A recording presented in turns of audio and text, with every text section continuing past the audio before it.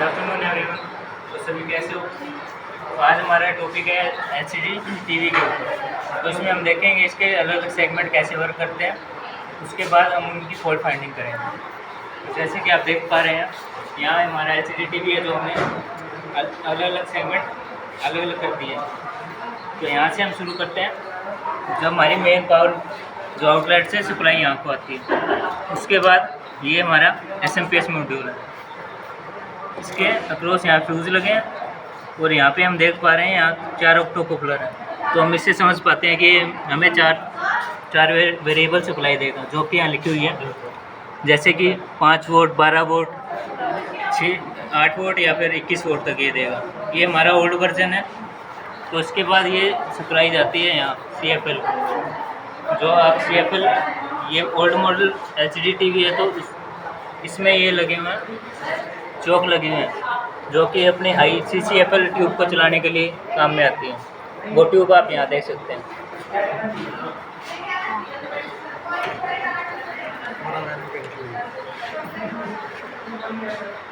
ये CCFL tube है।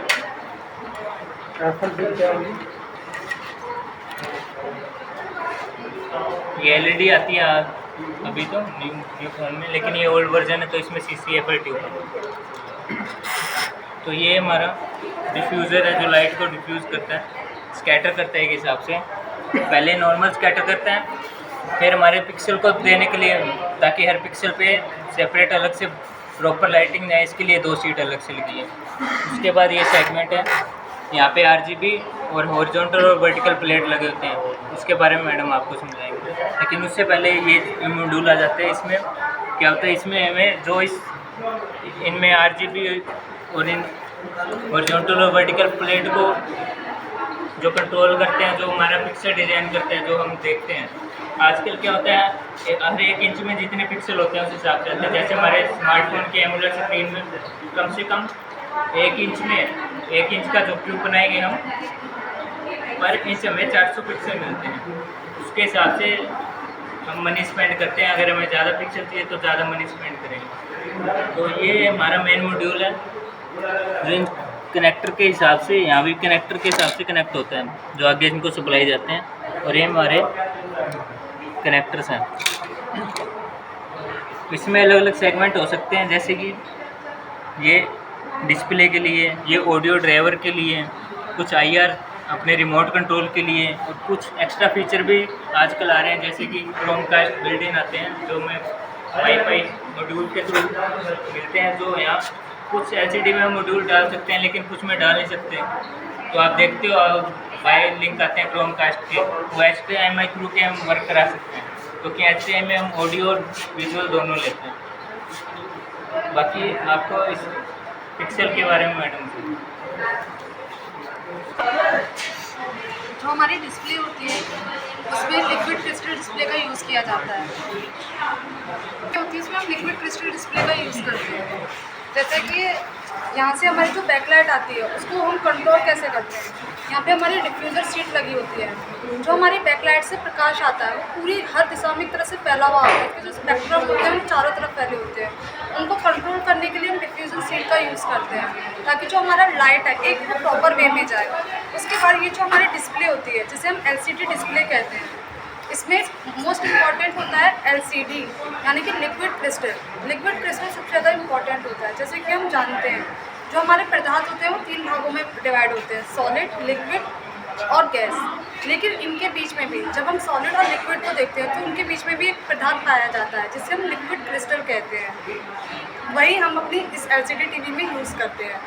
उसको कंट्रोल कैसे किया जाता है, हम उसका यूज़ इसलिए करते हैं क्योंकि जब उस पर लाइट पड़ती है तो जो लिक्विड क्रिस्टल होते हैं वो 90 डिग्री में मॉड्यूल्ड हो जाते हैं, यानी कि वो मोल्ड हो जाते हैं, फूल जाते हैं। इसलिए हम उसका यूज़ इसमें करते हैं।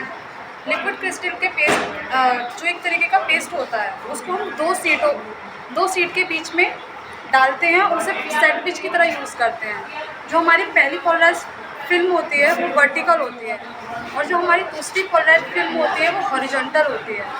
जब उस पर लाइट जाती है और हम उसको वोल्टेज देते हैं, तो वो थोड़ा सा मॉड्यूल होती है और वो हमारी कलर फिल्टर जो प्लेट्स होती है उस पर जाती है। और उसके बाद वो हमारा जो प्रॉपर पिक्सल होता है उसके क्यों सेलेक्ट करती है, उसके बाद जब हम अपने वोल्टेज को कम या ज़्यादा करते हैं वो इस पर डिपेंड करता है। जैसे ही हम वोल्टेज को पूरा दिया, वो 90 डिग्री पे मॉड्यूल होती है और हमें जो हमारे पिक्सल में 3 कलर पाए जाते हैं, रेड, ग्रीन, ब्लू, जो कि दुनिया के किसी भी कलर को बनाने के लिए इम्पॉर्टेंट होते हैं। हम उन तीनों कलरों का यूज़ करते हैं।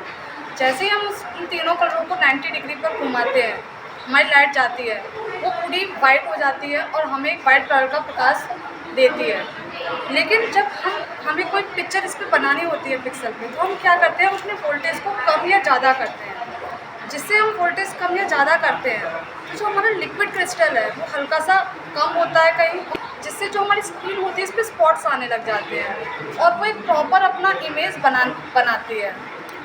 जैसे कि अभी हमने इसमें देखा था अपना फ्लोरोसेंट ट्यूब देखी थी, उसके बाद इस पर लाइट गई, जैसे हमने इसको वोल्टेज दी,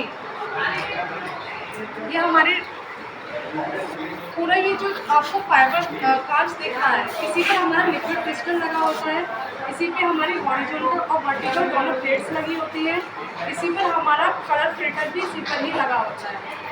ये जो आपको दिख रहा है, आप यहाँ पर देख सकते हो। अगर आपको अच्छे से देखना है तो आप मैग्नीफाइंग ग्लास लीजिए, उसको अपने कैमरे के जो मोबाइल का ट्रैक करके उस पर लगाइए और अपने कैमरे को जब आप खोल कर देखेंगे तो आपको इसके सारे जितने सब पिक्सल है आप उसको भी देखने में सक्षम होंगे और आपको पता चल जाएगा कि वो कितने छोटे हैं। इसका पूरा वर्किंग प्रोसेस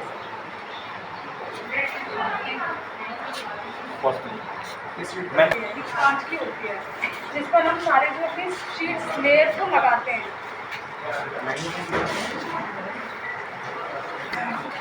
चला जाओ हम इसमें एलसीडी का पोर्ट बाइंडिंग की एक मिनट सर।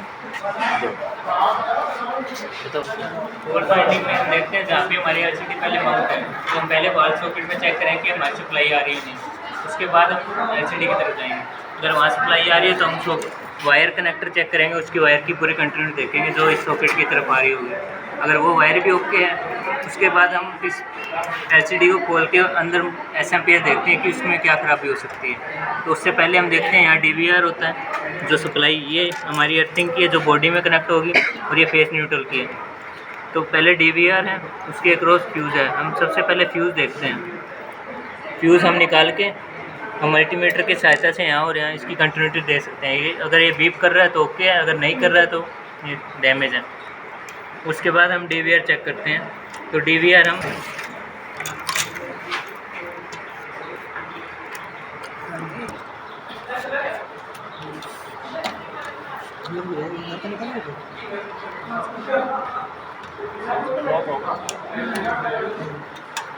तो डीवीआर चेक करने के लिए हम यहाँ देख सकते हैं जो इसकी 2 लाख का ये कंपोनेंट है।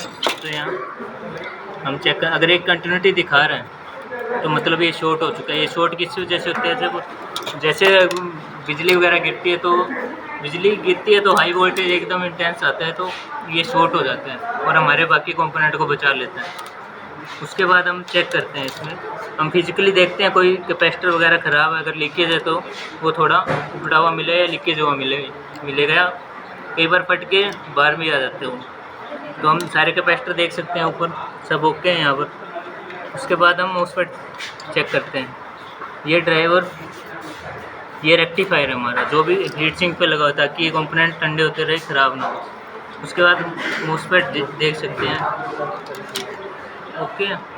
उसके बाद हम इसकी ड्राइवर ट्रांजिस्टर होता है जो इनमें से एक होगा, जैसे ये 2 भी सकते हैं, 3 भी हो सकते हैं।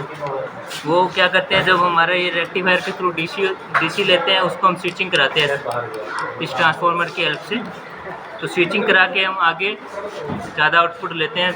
यही तो इसकी खूबसूरती है एसएमपीएस की। क्यों लीनियर में हम कम वोल्ट पे ज़्यादा एम्पियर नहीं ले पाते थे, लेकिन एसएमपीएस में हम जैसे 5 वोल्ट में ज़्यादा एम्पियर ले सकते हैं। 5 वोल्ट सप्लाई 20 वोल्ट 30 वोल्ट इतनी भी जा सकती है। तो हम यहाँ देख सकते हैं जितने ऑप्टो कपलर लग रहे हैं, ऑप्टो कपलर हमें फीडबैक देते हैं यहाँ जहाँ स्विचिंग हो रही है। तो जैसे ये ऑप्टो कपलर यहाँ पे मेंशन है, ये 5 वोल्ट दे रहे हैं, 12 वोल्ट दे रहे हैं, 16 और 24 वोल्ट। तो हमें 4 सप्लाई जो जैसे 24 वोल्ट ये CFL चलाने के लिए चाहिए हमें इस सेगमेंट को पूरे, ये जो सेगमेंट है जो एलसीडी का बैक पैनल को लाइट प्रोवाइड करने के लिए पूरा पैनल है। और ये जो हमारा पैनल है इसमें हम डिस्प्ले यूनिट, ऑडियो, जो भी एक्स्ट्रा फीचर होते हैं, HDMI, RCA कनेक्टर, और जो हमारा ये रेडियो फ्रिक्वेंट मॉड्यूल चलता है, जो ये कम एनर्जी पे वर्क करते हैं, ये जैसे 5 वोल्ट 12 वोल्ट इनको ड्राइव करने के लिए। इसके बाद ये ज़्यादातर ऑप्टोकपलर ख़राब होते हैं, तो हम इसको भी टेस्ट कर सकते हैं मल्टीमीटर की हेल्प से। बाकी उसके बाद ट्रांसफार्मर कई बार ऐसी लोकेशन होती है जहाँ पे हीट ज़्यादा हो, तो हमारे ट्रांसफार्मर की वाइंडिंग ज़्यादा जल जाती है, तो ये वाइंडिंग रिपेयर नहीं होती, तो इसलिए पूरा ट्रांसफार्मर चेंज होता है। बस ये इसकी फॉल्ट फाउंडिंग थी। बाकी ये सेगमेंट है, ये ज़्यादातर रिपेयरेबल नहीं होते, ये नए माउंट करना पड़ता है।